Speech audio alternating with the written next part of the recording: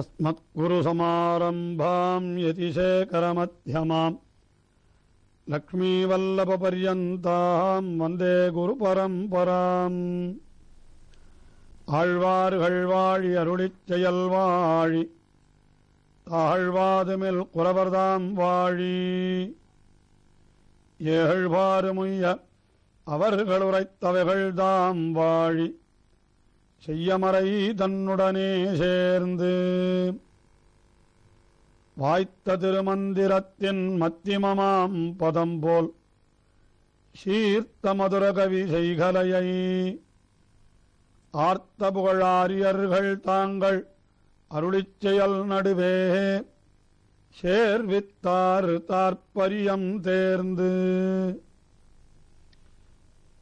மதுரகவியாழ்வார் அருளிச் செய்த கண்ணினுன் சிறுத்தாம்பு என்கின்ற திவ்ய பிரபந்தம், அது ஸ்ரீவைஷ்ணவர்களுக்கு மிக மிக முக்கியமான திவ்ய பிரபந்தமாக போற்றப்பெறுவதற்கு என்ன காரணம் என்றால், 4000 திவ்ய பிரபந்த பாசுரங்களும் மறைந்திருந்த காலத்திலே நாதமுனிகள் இந்த கண்ணினுன் சிறுத்தாம்பு என்கிற திவ்ய பிரபந்தத்தை 12,000 தடவை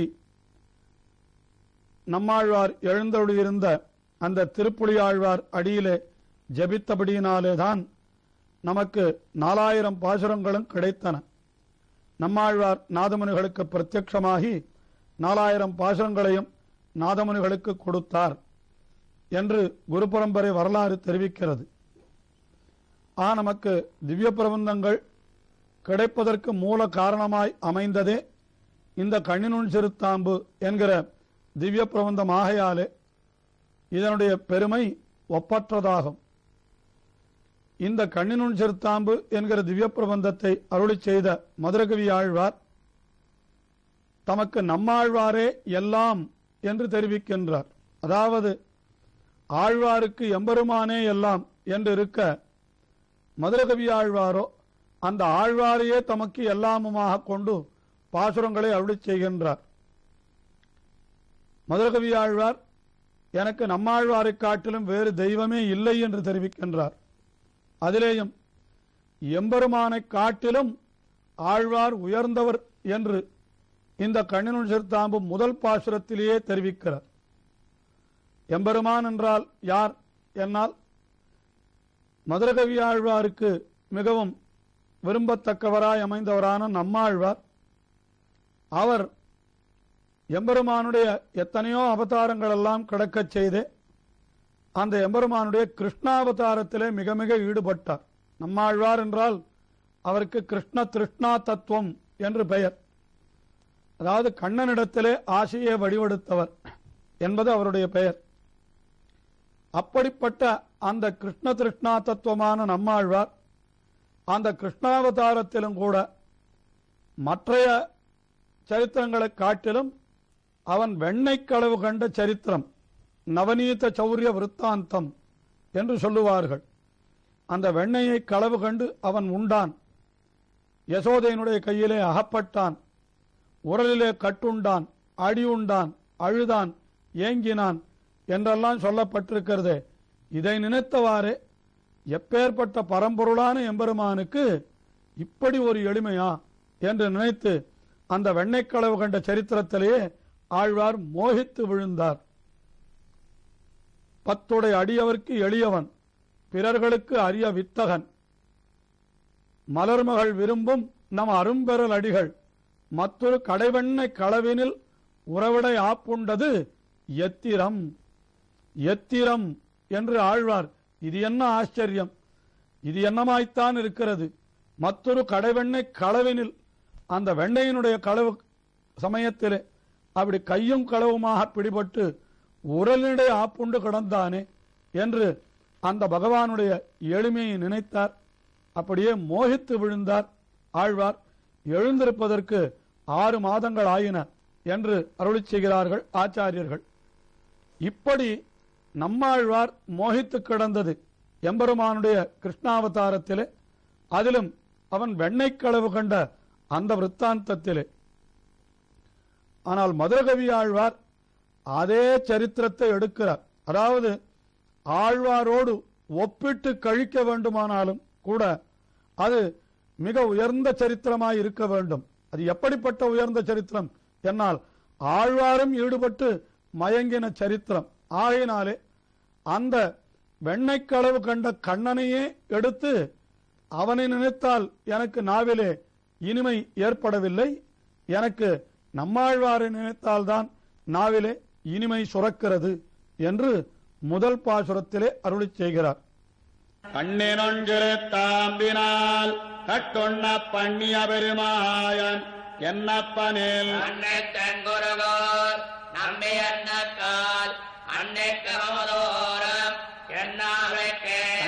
முதலிலே முன்னடிகளிலே அந்த கண்ணபிரானுடைய விற்த்தாந்தம் வெண்ணைக்களவு கண்ட சரித்திரத்தை சொல்லி அந்த கண்ணனை காட்டிலும் எனக்கு ஆழ்வார் இனியவர் என்று தெரிவிக்கிறார் மதுரகவி ஆழ்வார். அந்த கண்ணனை சொல்லுகிற பொழுது எப்படி சொன்னார் என்னால், கண்ணி நுண் சிறு தாம்பினால் கட்டுண்ண பண்ணிய பெருமாயன். கண்ணி என்னால் பல பல முடிச்சுக்களை உடைத்தாய். அதாவது யசோதை பிராட்டி அவனை உரலோட கட்டி போட்டாள் அல்லவா, அவன் வெண்ணை திருடினான் என்பதற்காக. அப்படி கட்டி போட்ட பொழுது அந்த கயிற்றை, அது எப்படிப்பட்ட கயிறு என்கிறதை வர்ணிக்கிறார் இங்கே மதுரகவி ஆழ்வார். அதாவது கண்ணி பல பல முடிச்சுக்களை உடையதாயிருந்ததான் அந்த கயிறு. ஏன் என்றால் யசோதை இப்படி தயிர் கடைகிற கயிற்றாலே தன்னை கட்டி விடுகிறாள் என்பதை அறிந்து கொண்ட கண்ணன் எல்லா கயிறுகளையும் துண்டு துண்டாக அறுத்து வைத்து விட்டிருந்தான் போலும். உடனே அவனை கட்ட வேண்டுமானால் என்ன செய்வது? அந்த துண்டு துண்டாக இருந்த கயிறுகளை எல்லாம் ஒரு கயிறாக ஆக்குவதற்கு பல முடிச்சுக்களை போட்டாளாம் யசோதை. அதைத்தான் இங்கே தெரிவிக்கிறார், கண்ணித்தாம்பு என்கிறார். அதற்கு பிறகு அது நுண் தாம்பு என்றால் மிக மெல்லிய தாம்பு, அதே சமயத்திலே அது சிறு தாம்பு. ஏனென்றால் வெண்ணெய் கடைந்து இற்று போன தாம்பு அல்லவா, ஆயினாலே அது சிறு தாம்பு. இப்படி கண்ணி நுண் சிறு தாம்பு, அப்படிப்பட்ட கயிற்றினாலே என்ன செய்தாள் யசோதை என்னால் அந்த கண்ணனை கட்டினாள் என்றுதான் நாம் சொல்லுகிறோம். ஆனால் மதுரகவி ஆழ்வார் எப்படி தெரிவித்தார் என்னால், கட்டுண்ண பண்ணிய என்றார். அதாவது யசோதை தன்னை கட்டும்படி தானே செய்து கொண்டான் தன்னுடைய சங்கல்பத்தாலே. இந்த எளிமையை காட்டுவதற்கு கிடைத்த வாய்ப்பு என்று அப்படி கட்டுண்ண பண்ணிய பெருமாயன். மிகவும் ஆச்சரியம். அந்த யசோதை கயிற்றாலே கட்ட நினைத்த பொழுது முதலிலே எத்தனை தாம்புகளை சேர்த்தாலும் அவனை கட்ட முடியவே இல்லையா.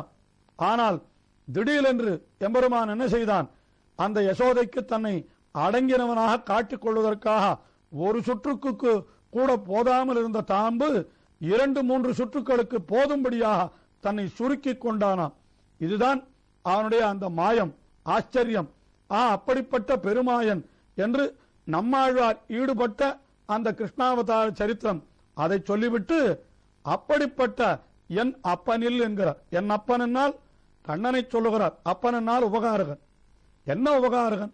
அவனையா உபகாரகன் என்று சொல்லுவது? ஆழ்வாரை என்றோ சொல்ல வேண்டும் என்றால் ஆழ்வாரையே எனக்கு உபகரித்தவன் அந்த எம்பெருமான் அல்லவா, ஆழ்வாரையே கொடுத்தவன் அவன் அல்லவா. ஆகையினாலே அவனை என்னப்பன் என்கிறார் என்றே கொள்ளலாம்.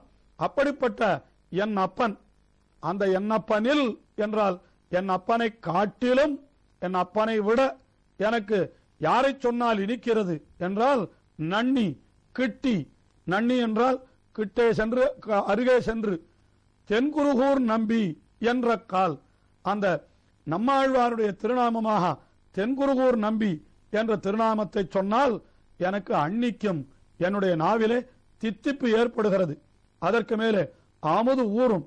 மற்ற வஸ்துக்களை எல்லாம் நாம் நாவிலே இட்டால் அந்த பொருள்களானவை நாவிலே இருக்கிற வரைதான் இனிமை இருக்குமா. ஆனால் ஆழ்வாருடைய திருநாமத்தை ஒரே ஒரு முறை சொல்லிவிட்டால் நாவிலே அமுது ஊறிக்கொண்டே இருக்கும் என்கிறார்.